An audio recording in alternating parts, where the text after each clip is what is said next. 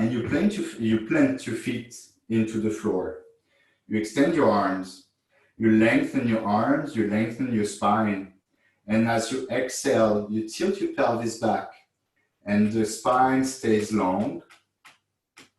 And you can tilt towards the sacrum and you stay here. Inhale and exhale. You tilt your pelvis. It's not your spine pushing, it comes from the root towards the crown. And in between, you try not to jump. Exhale.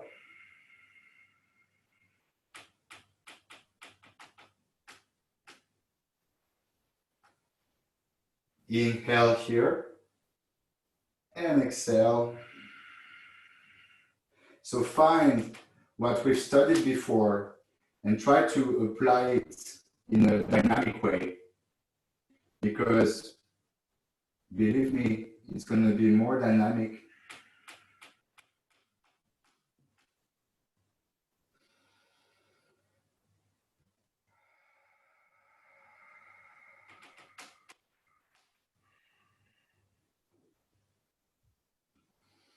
And one more time, you can roll back and you stay here. Make sure your feet are anchored and your spine is long. There's no compression in the waistline or the lower back. Inhale, you spread your arms. Exhale, you lower.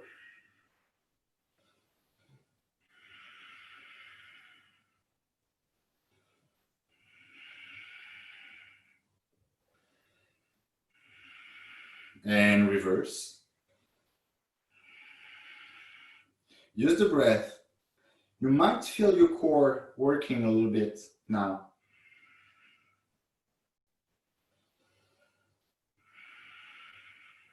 And you can find a crown position for the arms. I don't know if you can say that. And you twist from your right to your left to your right. And you feel that it's the chest rotating. There's no compression in the lumbar spine.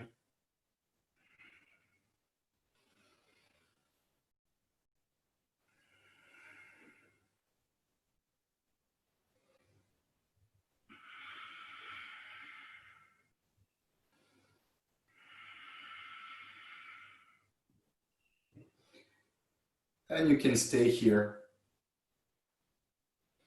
And if you feel okay, you float one knee up. I stay for a long time because we've worked on the breath. And the other knee up. And you can circle your arms. Don't cross your feet.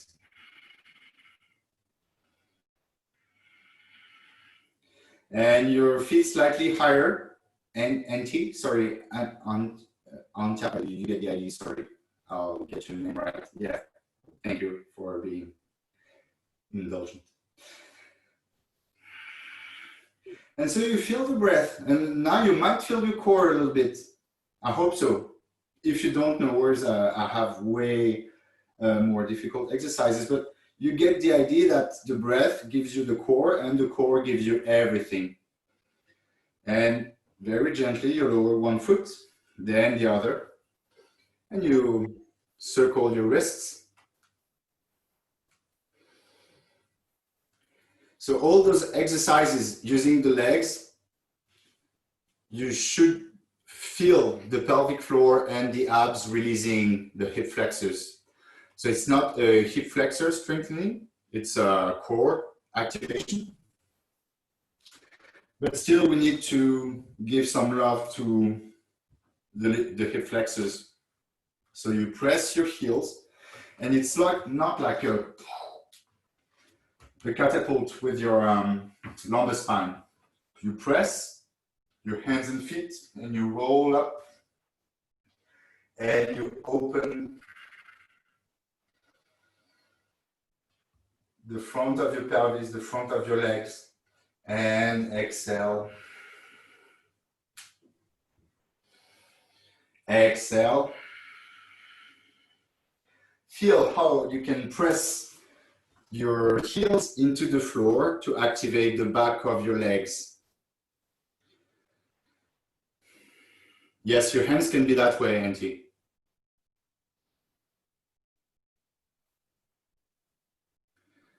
And one more time, you can stay here and protecting your knees. So Rosalie, be careful. Without dropping the butt, you can move from side to side like a snake, undulating, and you feel how moving sideways can open the front. And then you twist from side to side, up and down, like you unscrew the pelvis away from the rib cage, the chest, sorry.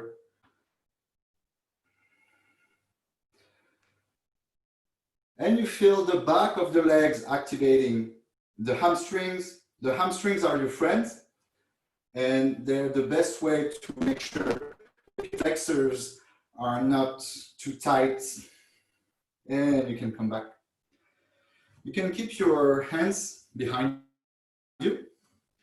And as you exhale, you're going to float one knee and then the other. You can keep your hands on the floor, or you can float your hands up. And I'm going to go get my battery.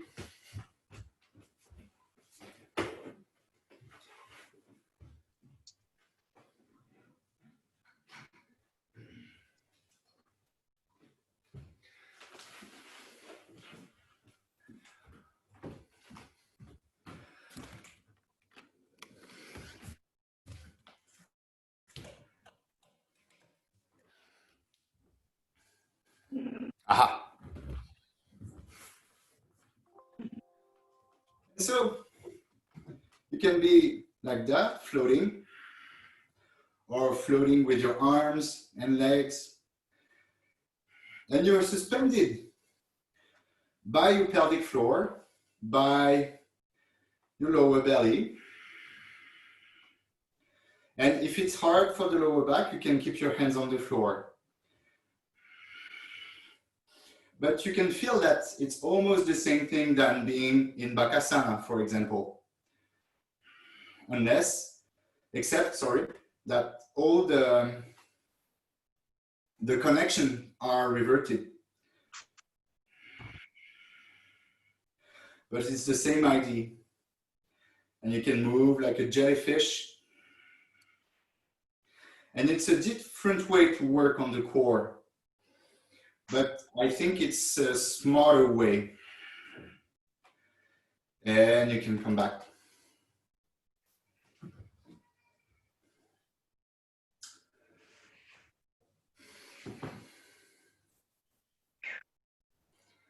Okay, so I plan to lie on the back, but you know that already. So we can do something funnier. We'll play a game. You can be here and you want to transition forward to squatting, but without using momentum. So you press your hands and feet and you absorb the core. You float up, So you can bring your hands closer to your pelvis. You float up and you move like this. And then you can reverse and sit back very slowly. How does that work for you? So you need to activate your core. No, Auntie, sorry, I'm botching your name every time I call you, but I hope you won't mind. So no, you're using momentum now. You're cheating. No, Rosie wasn't so bad. Yes, good. And sit back. So can you practice without using momentum? Without using right and left, because this is not core. Now you're twisting your spine. Can you use the core? Can you use Kapalabhati, Ujjayi breath? Can you connect your core and your axis? Yeah, but you're doing something way more advanced, Anti. You're not using your hands. So you should use your hands.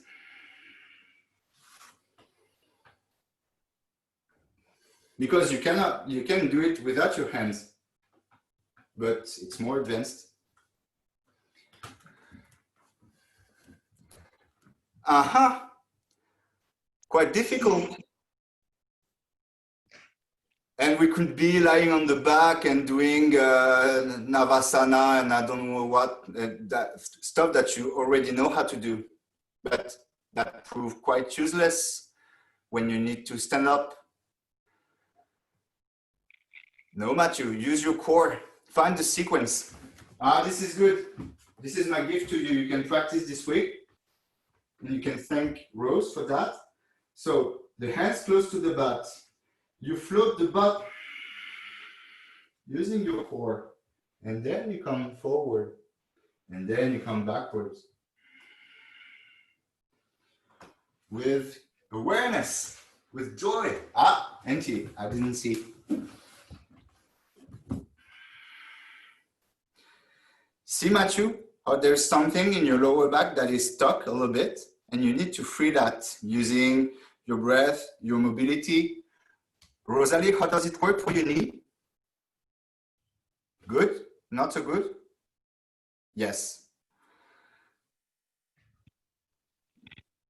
And if you need to do right and left, it means that your axis is stuck. So every time you're crunching your spine. So if it's too difficult, you can start using your brick behind your pelvis, under your pelvis.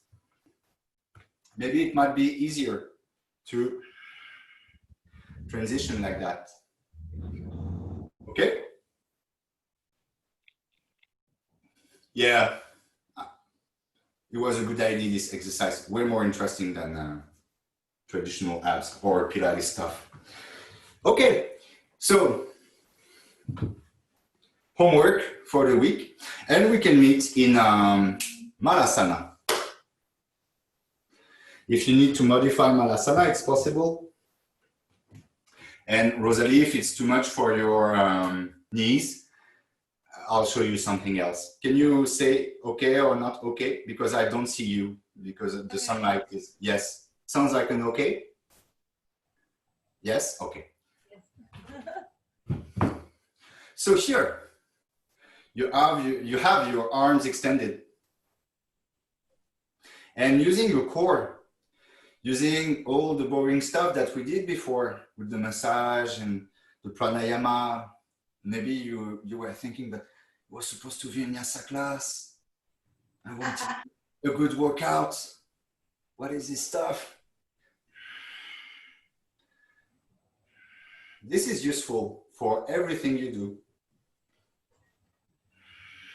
For yoga, but for daily life. And it's not on the floor, Auntie. It's behind your back if you can.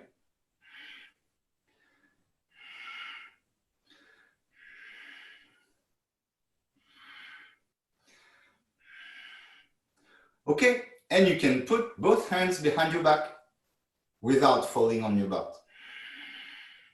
Using the core, using Ujjayi, Kapalabhati, and you feel a nice stretch of your I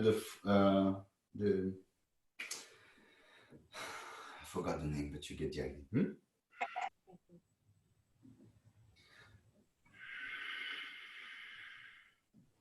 So activate your core to keep the balance. And then you place your hands in front of you. And you can move from side to side. And feel how your hips are more fluid now. And we didn't do any hip opener. But you did breath activation and core activation. So as I said, there might be a beneficial effect for many muscles, but The most important one is the psoas.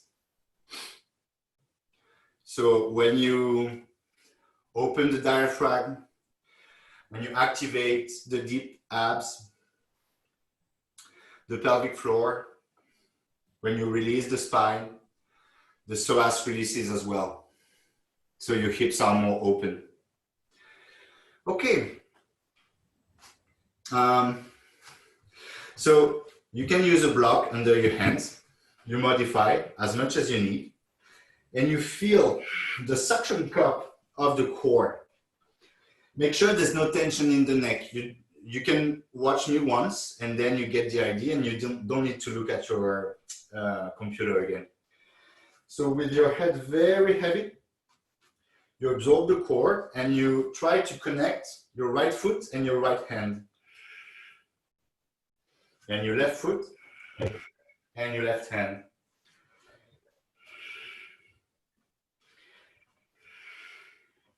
So you push very hard with your hands, with your other foot.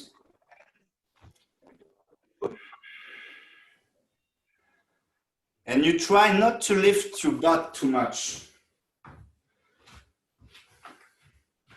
You want to move from the hip.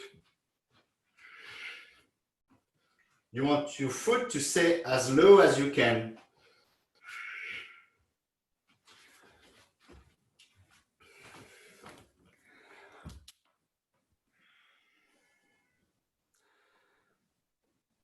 Rosalie, you can bring your hands closer.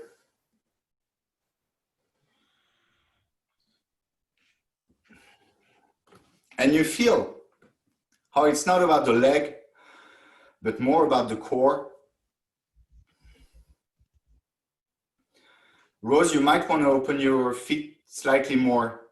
And it's not a forward movement, it should be a lateral movement. So you can bring your hands closer to your feet, almost on the same line. Because it feels like you're in a half downward dog. But you can do like it. Okay, so Rosalie, be careful with your knee. It should be okay, but it's up to you. Now we're gonna shift forward and backwards. And you feel how it's easier, although a bit scarier, to bring your hands closer to your feet. If you're like this, it feels safer, but if you're like this, it's more anatomical, I think. And then you shift forward towards the fingertips and you can float your feet together. And then forward and you float your feet open. And you try to keep your legs as long as you can. Is it too much of an impact, Rosalie? Forward and back? When you bring them and you open, it's a light jumping, but is it too much? Yeah, I can't jump. I mean, yeah, like this? Is it okay for you? Yeah, it's okay. Okay, use your core more than your legs, especially you, but everyone else as well. Nice. Until you can bring your hands closer to your feet. Yes, and try to extend your legs more. And Matthew, like you want to use your pelvic floor to pull your sit bones up. It's like you probably practice that with a partner where someone takes hold of the front of your pelvis and pulls you. Well, now your breath is your partner. And Angie, you can do it lighter. Now it feels like a hard landing and you want a smooth landing.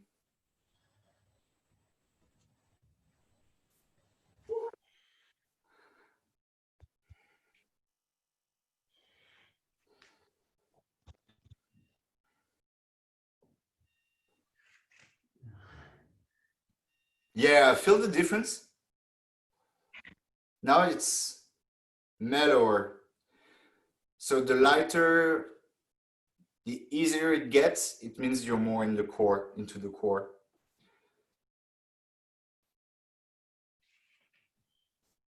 Come on, Matthew, don't give up. My wrist kind of hurts.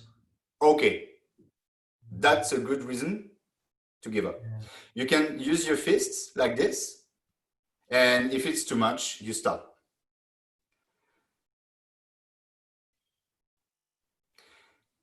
There's also a way, if you activate your core more, the tension will be upwards and not downwards. So in a way, it's like your pelvis is going to release your wrists. But if you fall towards the floor, it will put all the tension there. But if you lift towards the ceiling, it will release the tension. It's like downward dog. Is it an inhaler when you go up or exhale? I guess at the beginning, it's more the exhale because it's easier to feel the pull. But it says like when you work, I worked with Chinese circus artists, and they tell you the inhale is the most powerful. And that makes sense because the mechanical action of the diaphragm is stronger than the abs. But I guess this is more advanced, finding strength on the inhale. So for the moment, for basic core activation, I'd suggest exhale. And since you've been practicing this exercise for 1 hour, maybe you can stop because it's quite intense. Okay, and to rest, or sort of, to release your wrists at least, you can open your feet like that, not too wide, but not too close either. And you bring your elbows on the inside and you press your legs against your arms against your legs. And you want to put your pelvis and your head in the longest line possible. And you can lower your pelvis, Matthew, and bring your feet closer, but you open your knees more. And Rosalie, the elbows are inside the legs. Yes, bring your feet slightly closer, Rosalie. And you can open your knees a bit more. So you feel how your breath activates the core and how the core opens the sacrum.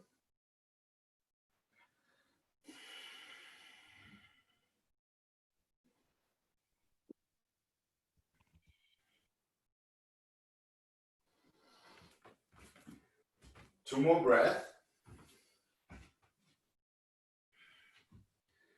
And then you can bring your feet closer and you find Malasana again. Now you can press your triceps, the back of your arms, to open the chest and to lengthen the spine.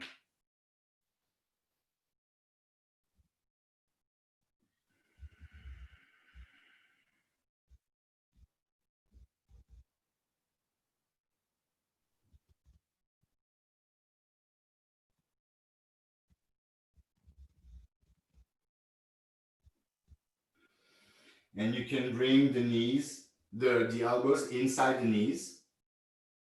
And you inhale, you open. And you exhale, you close. And you massage the lower back, the hips.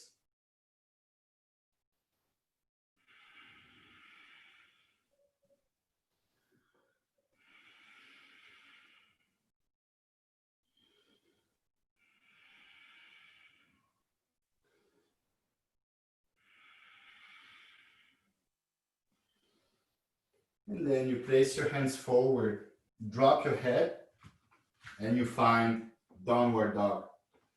Unless your wrists are really inflamed. You push your hands against the floor and you pull your sit bones back. And you can start dancing a little bit, lowering one heel, then the other.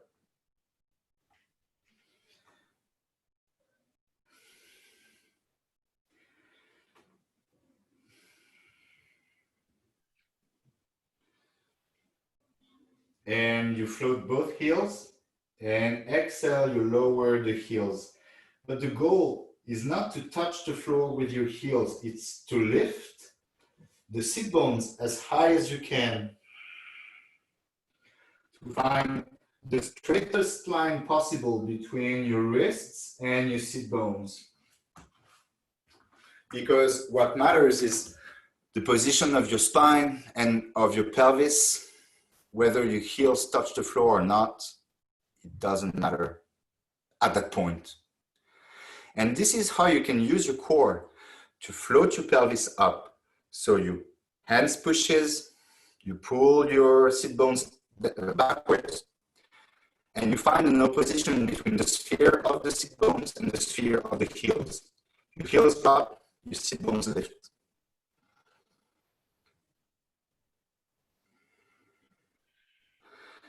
When you lift your heels, try not to move forward. Even as you lift your heels, you keep pushing back. Very nice, Auntie. That's the idea.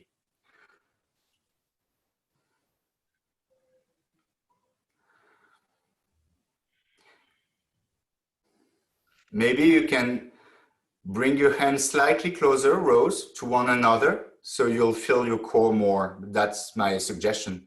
Rosalie, is it okay? Yes? Okay, yes.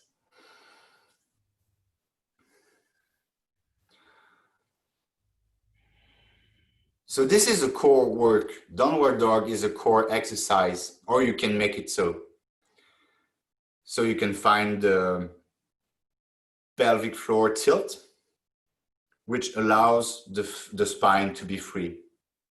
And for me, downward dog is a very advanced position. I'm not satisfied with the way I practice. And I see also teachers that can injure their spine while they practice and while they teach to their followers. Anyway, so you can stay in this position.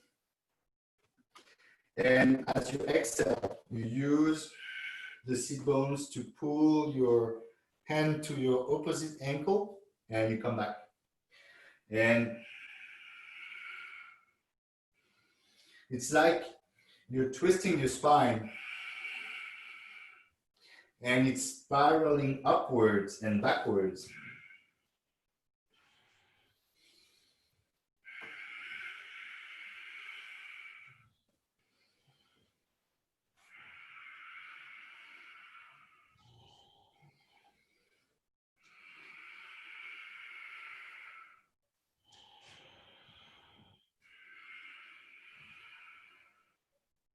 One more time on each side.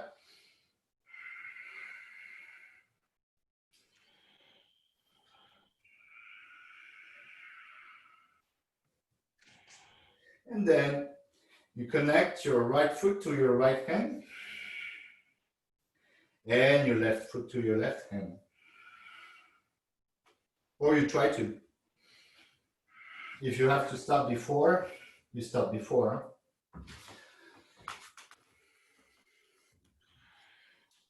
And try to move your foot without shifting forward. It's only your leg moving, Auntie. Can you keep the position? Ah, nice. And so you don't shift forward and you don't shift sideways. You stay centered.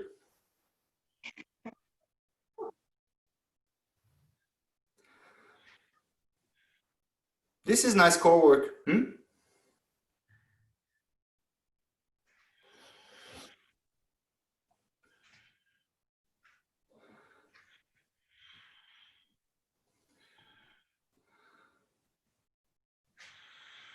Yeah.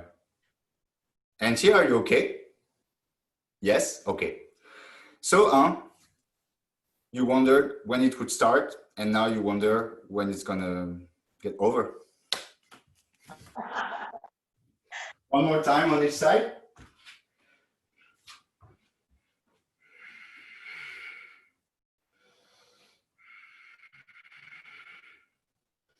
And you bend your knees, open your knees, and you find child pose.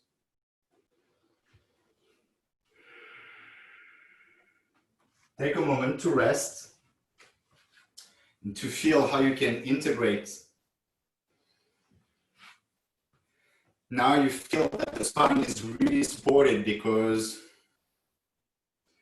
the core has activated a lot.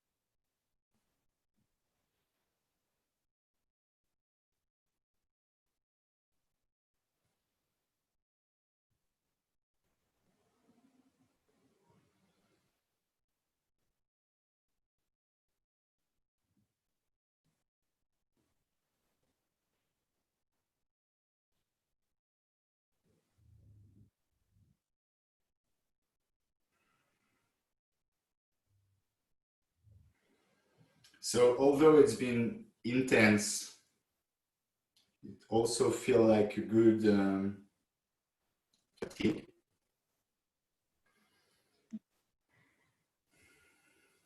So now you feel the breath rolling up and down in a more free way. And using the breath, you tell me if that's okay, Rosario, otherwise we find something else for you. You exhale, you roll your spine up, and you gaze forward. Can you do this position? No. Okay.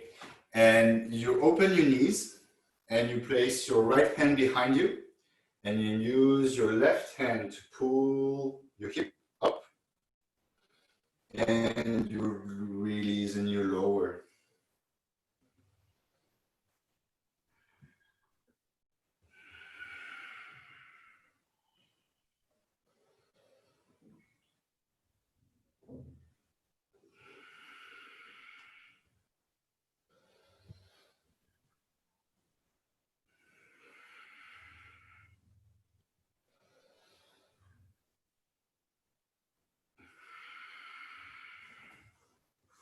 And reverse.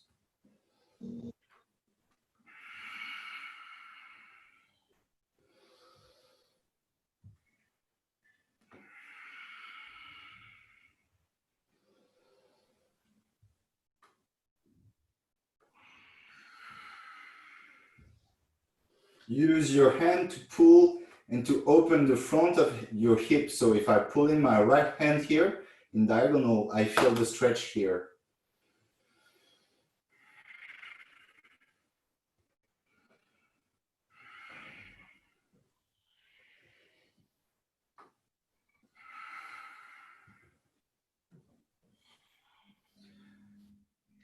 And then you can place both hands behind you and you roll the pelvis. So it's not Dhanurasana. It's a hip opener. There's no effort in the spine. It's not a back bend. Try to lift your pelvis more, Auntie, by rolling the coccyx upwards. So it's like a spoon motion. And you lower. You can come back to a seated position. And you take hold of the back of your legs and you drop your head. If it's better like this, you can place your head on your forearms and you stay there for a moment.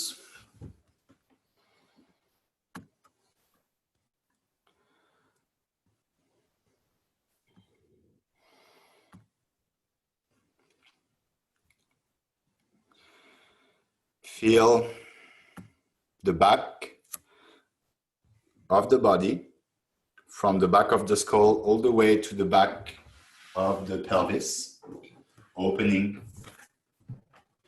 widening. Release the shoulders. Even if you're in a compact position, you can find more space between your head and shoulders. Antia. I'll ask you for your name after the class, so I'll make sure I get it right, but you get the idea that it's you. So drop your shoulders a bit more. Glide your armpit towards your rib cage, towards your pelvis.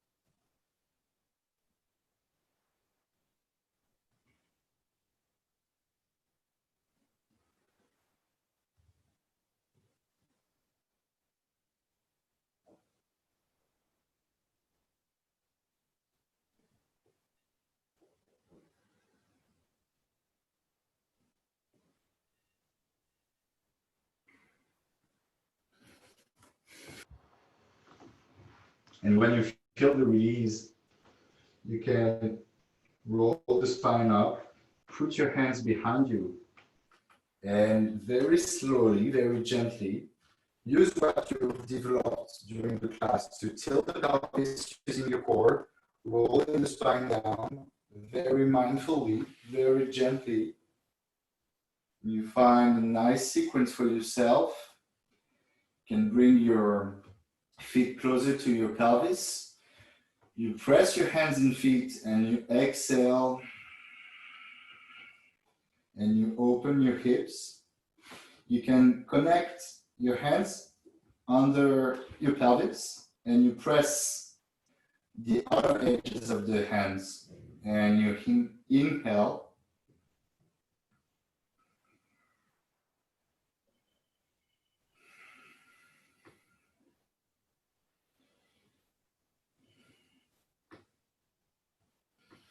and you can separate your hands, connect your fingertips behind you on the floor, palms up, and as you exhale, lower.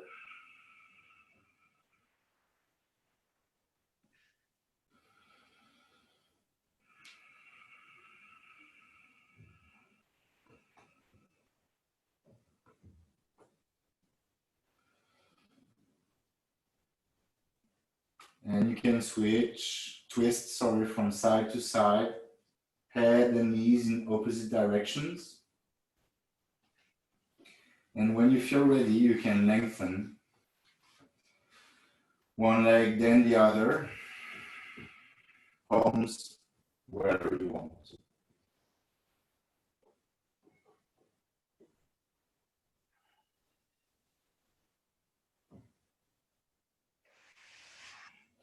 And it might have been an intense session. Your muscles can feel a bit sore, a bit tired. This exhaustion, sorry, get the idea. This tiredness is also good because it makes you more receptive to suggestion.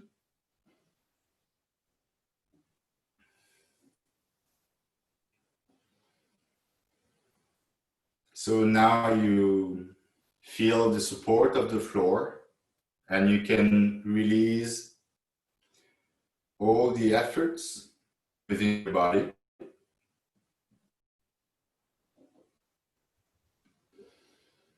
You feel the weight of the body dropping on the floor like a melting effect. How your skin can drop on your muscles, how your muscles can drop on your bone, how your bones can collapse inwards and drop on the marrow.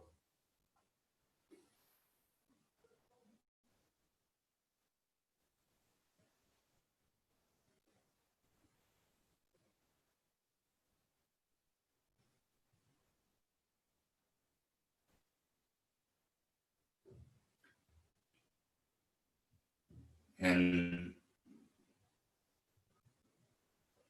with this feeling of relaxed density, the breath can flow through the skull,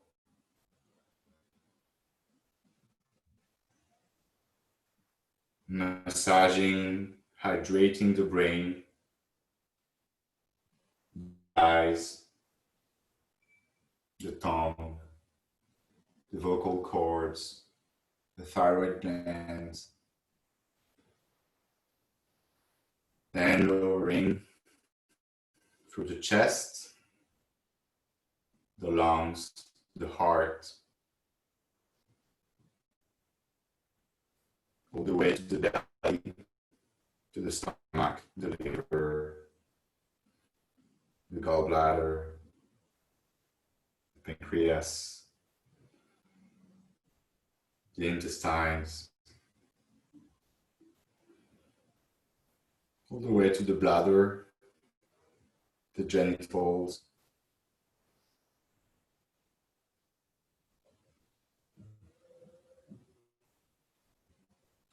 and feel the flow of the breath within the space of the head, the space of the chest, the space of the pelvis and the belly.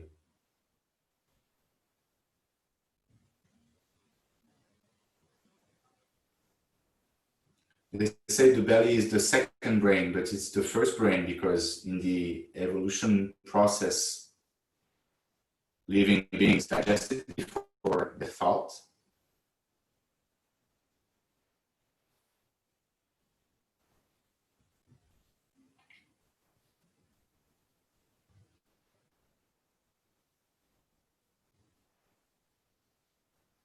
And that's why, that's the way I'd like to teach, to reconnect with this essential part.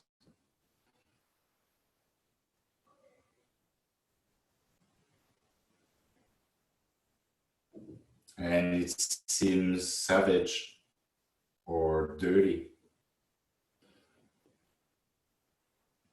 but it's healthier than all the brainy stuff that we poison ourselves with.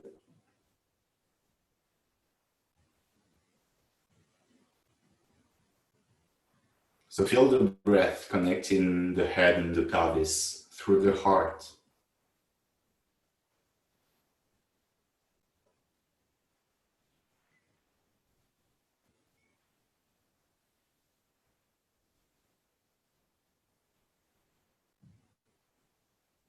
We practice yoga to connect those spaces, and the breath is our vehicle, our tool.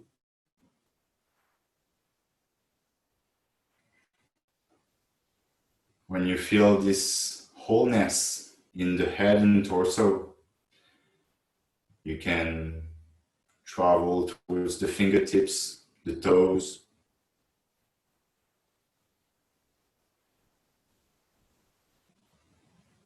and your body pulses like a balloon, inflating on the inhale, deflating on the exhale.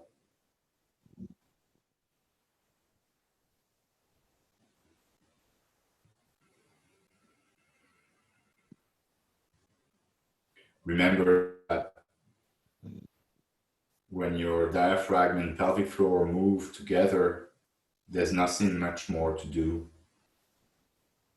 Probably it will help the soles of the feet, the crown of your head.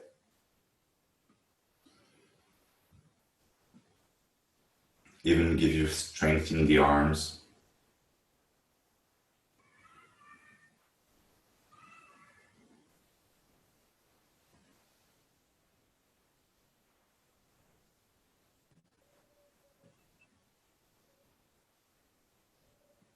And the simplest things are the most powerful.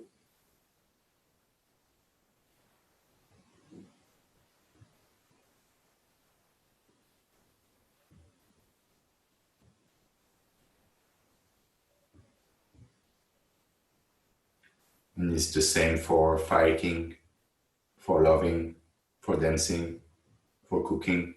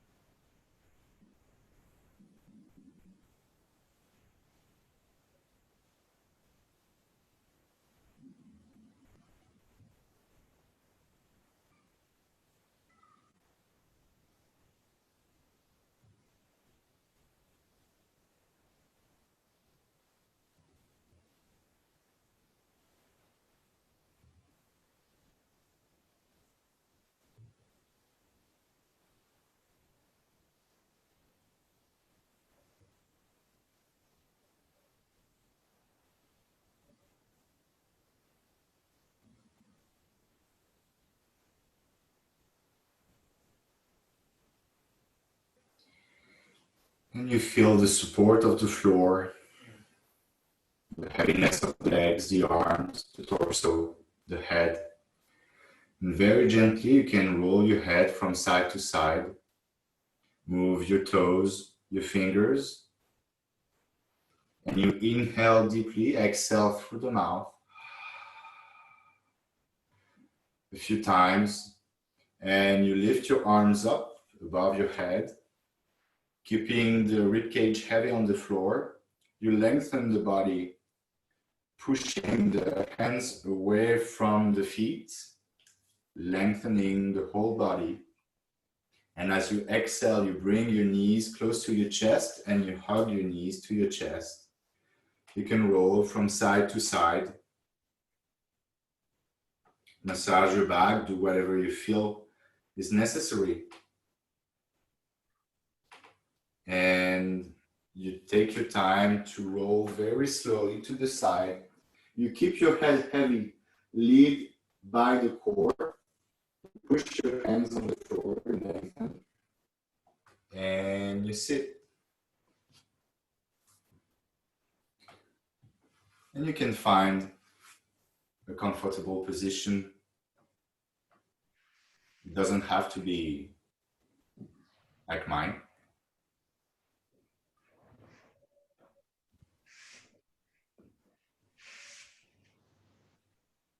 And you take a moment to connect to your sensations, your emotion, your thoughts.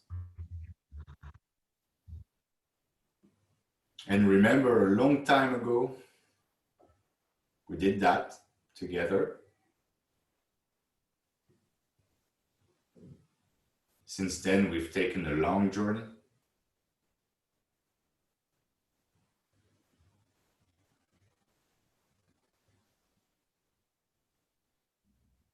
How do you feel now? How is your perception of yourself, of the other, of the world? It might be quite different from the beginning.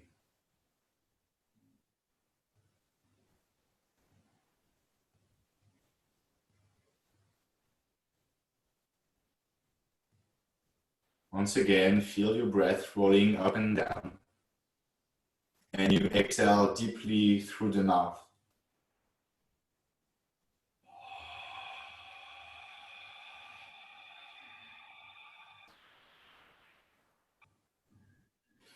And we'll sing 3 ohms. We won't start together. You start whenever you want. You don't have to wait for me or for the others, and things will balance naturally. So you inhale and you start whenever you want for 3 rows of ohms.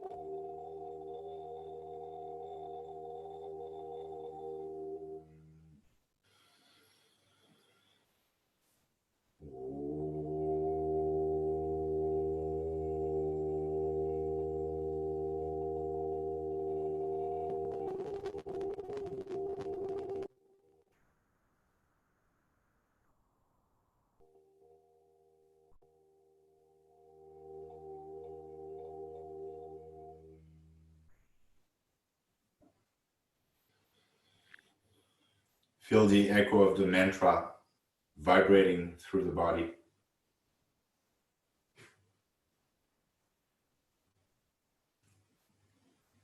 I thank you for being here today, for being there, for your energy, for your attention, for your presence. Namaste. Namaste. Thank you to Rose and John for giving me the opportunity to teach.